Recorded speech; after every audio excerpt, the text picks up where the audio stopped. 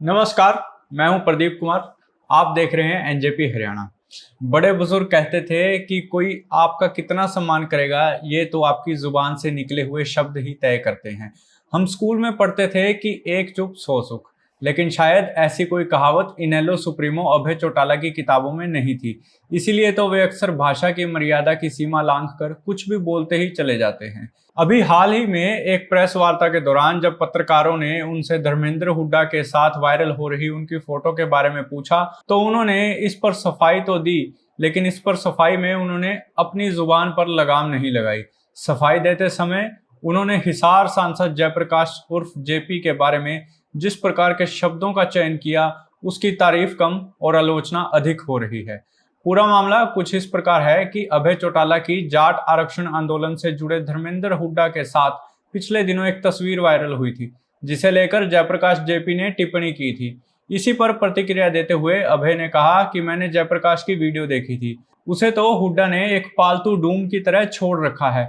वह कभी हमारा पालतू हुआ करता था, काटड़े बेचा करता था।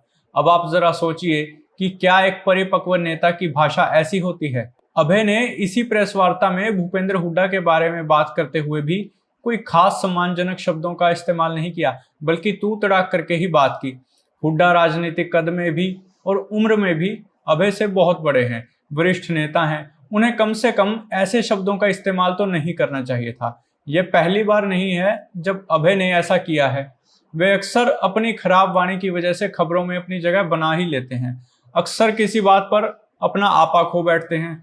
हालांकि उनके समर्थकों का कहना है कि वे दिल के बुरे नहीं हैं, लेकिन इन सब बातों का कोई अर्थ नहीं रह जाता जब आप एक सामूहिक मंच पर किसी के प्रति ऐसे शब्दों का इस्तेमाल करते हैं। उन्हें समझना चाहिए कि वे एक क्षेत्रीय पार्टी के सुप्रीमो हैं और एक जिम्मेदार पद पर हैं। एक जिम्मेदार व्यक्ति की तरह शब्दों का चयन सोच समझ कर ही किया जाना चाहिए। वे इस समय एक डूबते हुए जहाज को संभालने की कोशिश कर रहे हैं। ऐसे में उनकी वाणी में संयम की महक आनी चाहिए, अपरिपक्वता की दुर्गंध नहीं। एक नेता के लिए विनम्र स्वभाव ही अच्छे जनसंपर्क का सूत्र है। यदि अभय का स्वभाव ऐसा ही रहा तो वे अपनी राजनीति को अधिक आगे नहीं ले जा पाएंगे। अब उन्हें समझ लेना चाहिए कि जनता का प्रिय बनना है तो सबसे पहले अपनी वाणी को शुद्ध करना होगा। दोस्तों, आपकी इस बारे में क्या राय है? कमेंट बॉक्स में जाकर बताइएगा जरूर। नमस्कार।